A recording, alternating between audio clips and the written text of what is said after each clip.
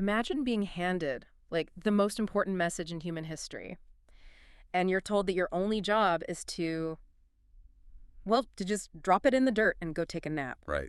Which is wild to think about. Totally. I mean, no marketing campaign, no forced conversions. You just plant it and go to sleep.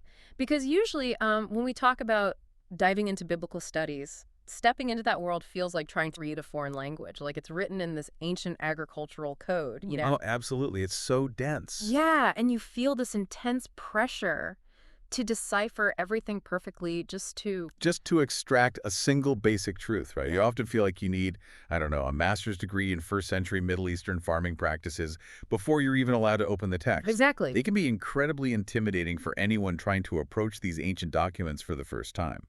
You run into these archaic terms like chaff or threshing floors or yokes. Stuff we never use today. Right, and suddenly you feel entirely unqualified to understand what's actually being communicated. But what if one of the most profound texts in that entire ancient library isn't actually about complex agricultural mastery at all? Like, what if the core message is really just about the immense, overwhelming relief of, letting things grow? That's the beauty of it. So today on the Deep Dive, we are looking at an in-depth scholarly analysis of a very short story. It's a parable tucked away exclusively in the Gospel of Mark. Specifically, chapter 4, verses 26 through 29. Yep, the parable of the growing seed. Right, the parable of the growing seed. And it doesn't show up in any of the other historical accounts, which I thought was super interesting. It is. I mean, that isolation in Mark signals something vital to scholars. Usually, major teachings in these texts are mirrored across multiple accounts, right? Like Matthew, Luke, and so on. Yeah, you see the same stories pop up. Exactly. So the fact that this particular story sits entirely on its own tells us there's a very specific, isolated point being made here, one that the author of Mark felt was crucial to preserve. So our mission for you today is to strip away the intimidating theological jargon.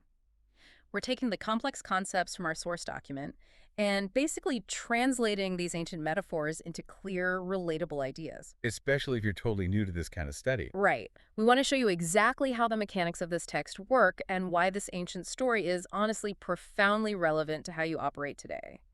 So, okay, let's unpack this. Well, to really understand the mechanics of this story, we first need to define the cast of characters and the tools they're using. Set the stage. Right. If you know anything about these ancient parables, you know there are plenty of famous farming stories. But our source document highlights how this particular parable diverges from all the others. In a pretty major way. Yeah. Usually biblical farming stories focus heavily on the condition of the soil. They ask, is the ground rocky? Is it thorny? Or they focus on environmental threats. Like weeds choking out a young crop. Exactly. But this one is different. Yeah, this parable just ignores the rocks and the weeds completely. It zeroes in entirely on the unobservable, unstoppable power of the seed itself. Which is fascinating. It really is. So let's decode these metaphors based on the scholarly analysis. First up, we have the seed. Now, in biblical literature, the seed consistently represents the word of God, or, the gospel message. Right. And the crucial takeaway here is that this seed possesses inherent life-giving power. Like, it is entirely self-sufficient. Yeah, the metaphor implies that the message of the kingdom contains its own vitality. I mean, the farmer doesn't have to do anything to, activate the seed. He doesn't power it up. No, the life is already encoded inside the shell, just waiting to interact with the environment. So I was reading through this analysis, and that concept of inherent power instantly made me think of a bath bomb. A bath bomb? Yeah, hear me out.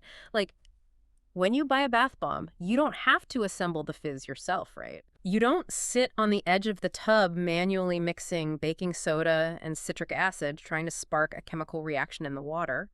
The bath bomb has the inherent power to do its thing entirely locked inside of it. Oh, I see where you're going with this. Yeah, you just drop it in the water and the fizz is built in. The chemical reaction is inherent to the object.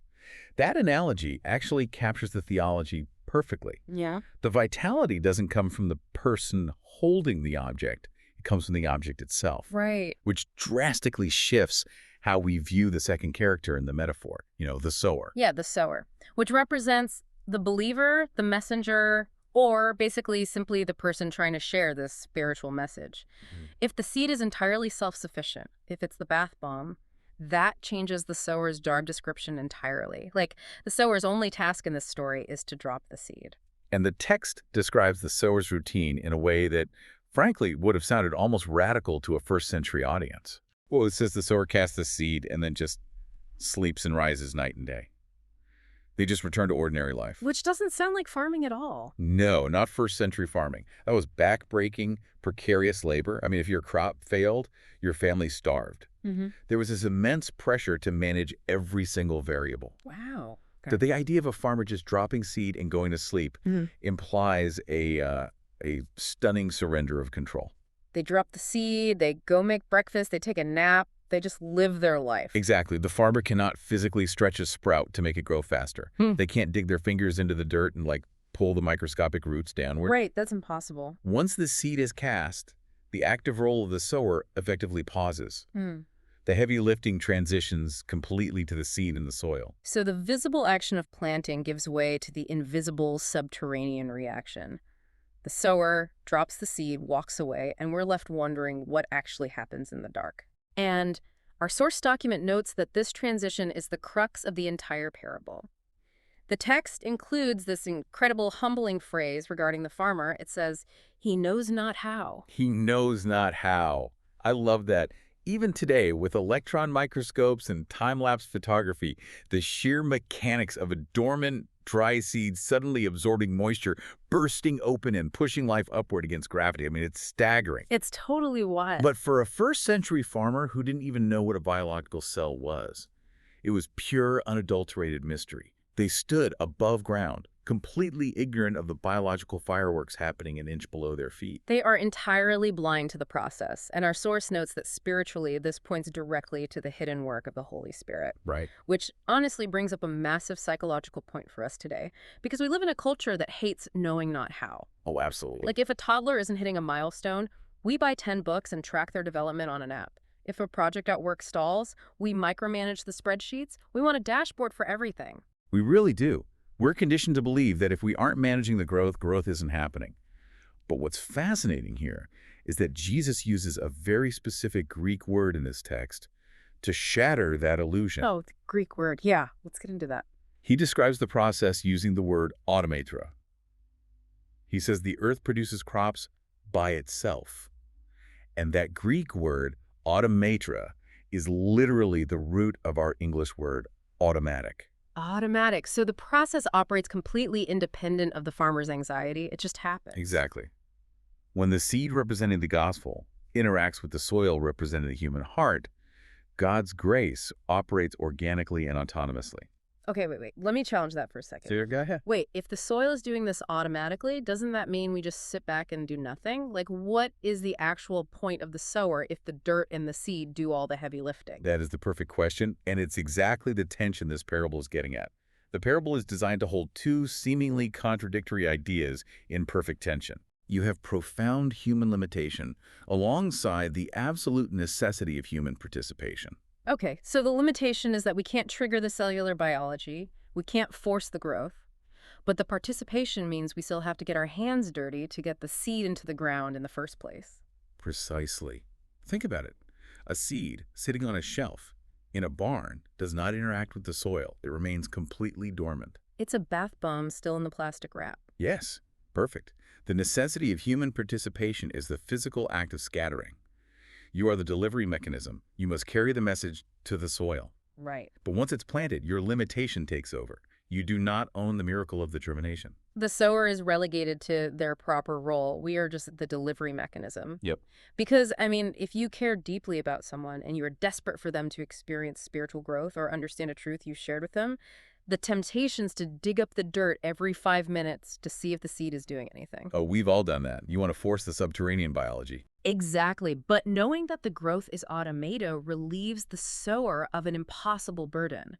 You don't have to play God. No, you step back and enter the most difficult phase of the entire agricultural cycle. The waiting. The waiting. Because even when the biology finally works and a plant breaks the surface, the story is far from over. Yeah, a green shoot isn't a harvest. You can't survive on a blade of grass. Definitely not. Our exegesis document breaks down this waiting game by highlighting a very specific progression that Jesus describes for spiritual maturity. The theological term for this process is sanctification. Right, sanctification. It is the long, often agonizingly slow process of growing spiritually mature, and the parable breaks it into three distinct mechanical stages: the blade, the ear, and the full grain. Right, so the text starts with the blade. This is that vulnerable first sprout finally breaking through the crust of the dirt. The very beginning. Agriculturally, it's tiny, it's fragile, and it barely resembles the mature wheat it's destined to become. Spiritually, our source identifies this as initial faith. It's the moment of repentance. It represents the very first, delicate, almost imperceptible signs of spiritual life in a person. It's the moment the farmer can finally exhale and say, okay, something is actually happening down there. Exactly. But, you can't harvest a blade. It has zero nutritional value. It's just a fragile green ribbon in the wind. So what has to happen next in this underground process to actually get us to a crop? Well, the plant must transition into the second stage, which is the ear. This is where the structure of the plant begins forming. The stalk grows taller, taking its defining shape, but it's still entirely green, and crucially, it's empty. Empty. Yeah, there is no grain inside the head yet. So it sounds like the awkward teenage phase of the plant's life cycle. That is exactly what it is. The framework is establishing itself, but the substance hasn't fully materialized. But think about the structural mechanics of a stalk of wheat. Okay. That awkward, empty phase is doing incredibly vital work. It's building cellulose. It's developing the fiber structural integrity required to actually hold a heavy, dense head of grain later on. Oh, I see. If you somehow magically attached a full, heavy head of mature wheat to a tiny, newly sprouted blade, the stalk would instantly snap under the weight. It would just collapse into the mud. Wow. So the sanctification process requires structural reinforcement. The plant has to spend time just getting strong enough to handle maturity. Yes, precisely. In the spiritual metaphor, our source aligns this ear phase with the development of biblical understanding, the slow building of character, and the forging of personal discipline. Like, the believer is learning and taking shape, but they aren't fully mature yet. They're building the spiritual cellulose needed to withstand the weight of actual responsibility, which finally leads to the third stage, the full grain in the ear. The ultimate goal. Right. The mature, heavy head of wheat. It's golden, dense, and ready to provide actual sustenance. Spiritually, this represents full maturity, or what the wider biblical text calls bearing the fruit of the Spirit. Okay, so what does this all mean? Like, taking these mechanical stages, the blade, the structurally necessary ear, and the full grain, what does this actually mean for you and me when we interact with other people?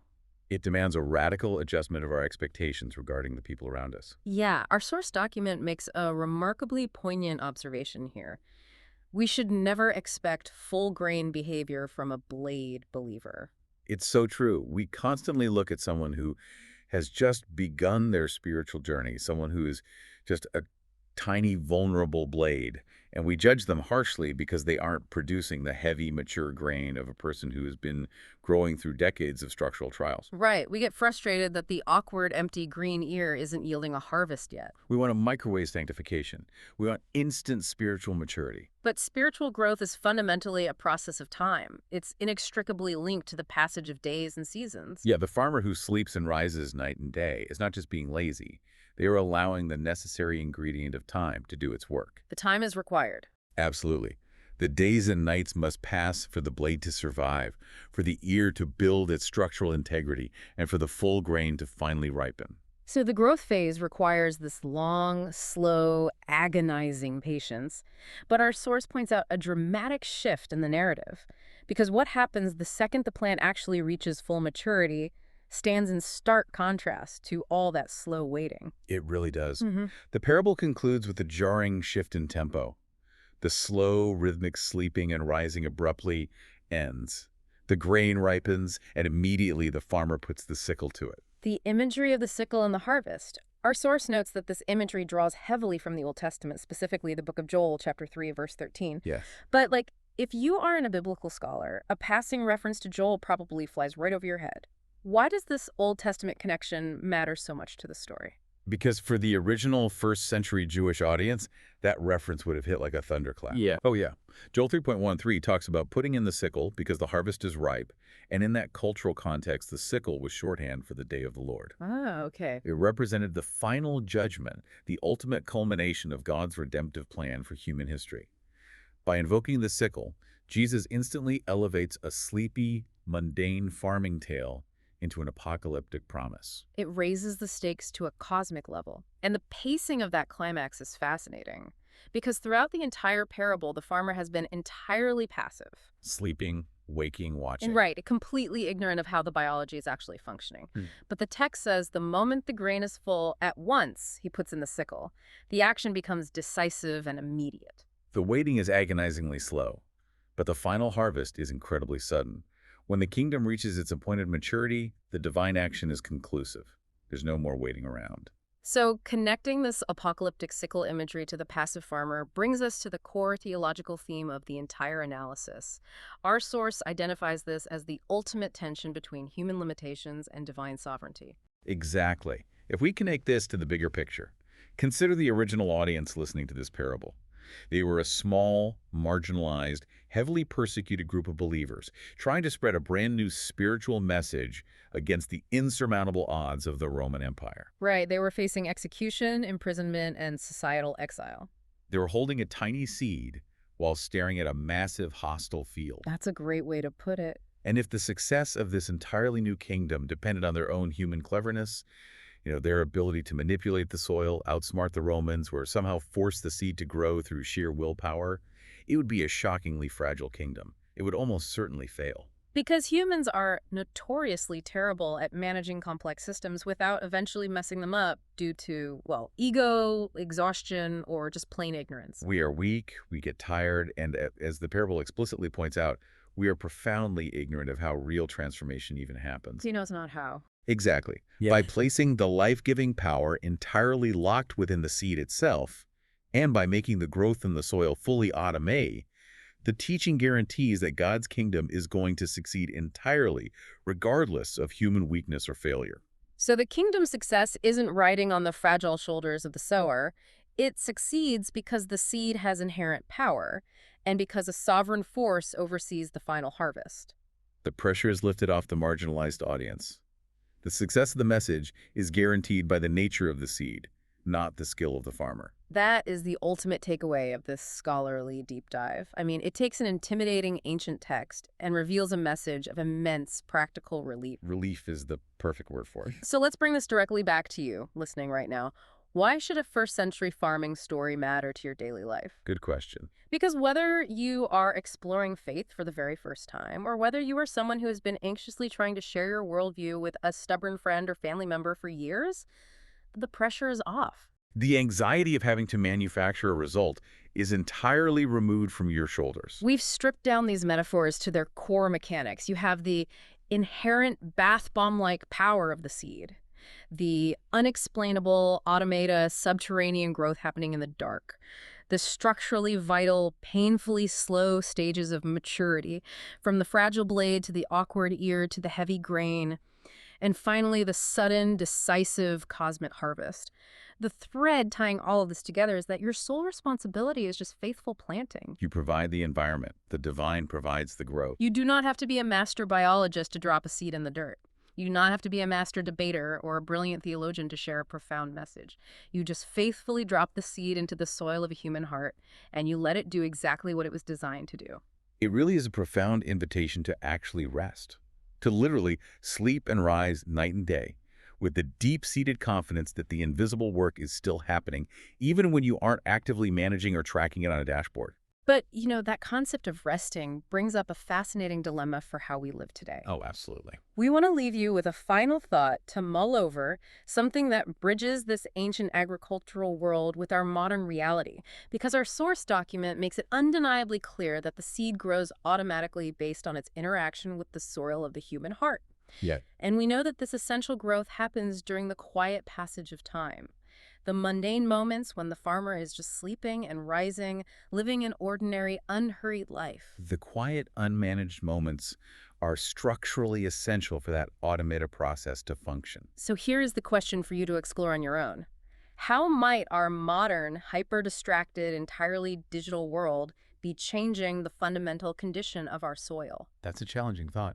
If genuine spiritual and personal growth requires the slow, quiet passage of time, What happens to the seed when we never allow ourselves a single moment of true, unplugged quiet? Yeah, if we're constantly plugged in. Exactly. If we never truly just sleep and rise without a screen glowing in our faces, constantly stimulating our minds and managing our anxieties, are we actually giving the seed the dark, silent space it needs to automatically grow? Because when the noise never stops, the soil never rests. Give that some thought today as you go about your routine. Thanks for joining us on this deep dive.